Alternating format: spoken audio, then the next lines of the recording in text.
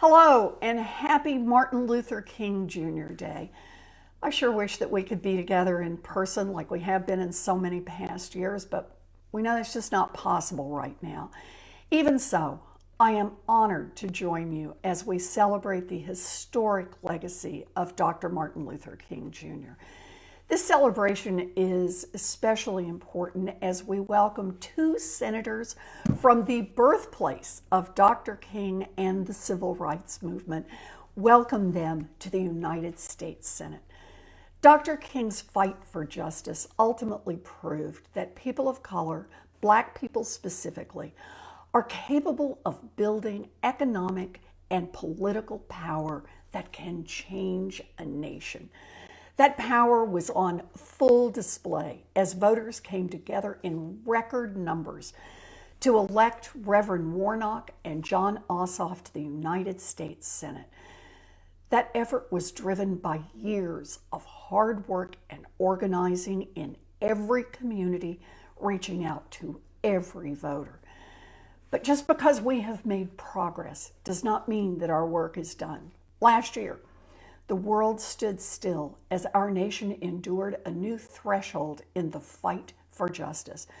The tragic deaths of George Floyd and Breonna Taylor, Ahmaud Arbery, and so many others made it abundantly clear that as a nation, we have some serious soul searching to do. Racial disparities exist in every aspect of our society. And at a time when COVID-19 is disproportionately killing Black Americans and shutting down Black businesses, it can feel as if this is the way things always have been and always will be. Our nation is in crisis, and it has been for a long time now. But we are not without hope.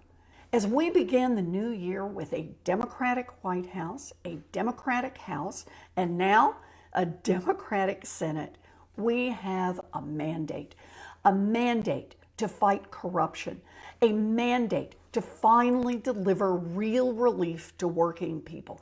And I got to tell you, I am excited to get to work. Every year, we gather to honor the life and the legacy of Dr. King. We honor his struggles. We honor his triumphs. We honor how he stood up to racial injustice. We honor how he fought to bring America one step closer to her founding promise of equality. But we do more than look back at his courageous leadership. Each year, we come together to look within ourselves and to ask a profound question. What are we doing to advance the cause of justice in our everyday lives? We ask this question because we know that the fight for social, racial, and economic justice and equality is far from over. And it is up to us, to each of us, to pick up the mantle and fight forward for justice. It is up to all of us to make it a reality. I am committed to that fight, and I'm proud to stand shoulder to shoulder with you in this effort. So, happy Martin Luther King Jr. Day.